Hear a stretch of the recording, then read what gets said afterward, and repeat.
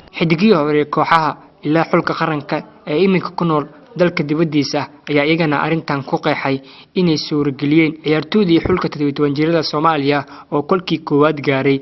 ciyaaraha daayirta bariga iyo bartamaha Afrika ee bishii Abriil ka dhacay dalka Burundi. Qurbo joogta ciyaartooyda ee ku nool wadamada Yurub ayaa aaminsan in arintaas ay ka dambeeyeen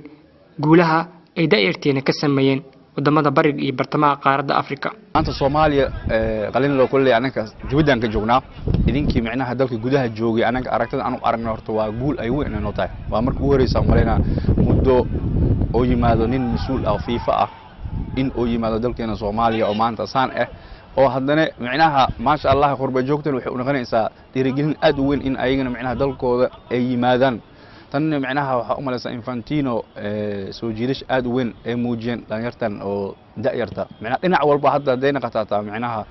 oo nin kasto macnaha FIFA kamid imaado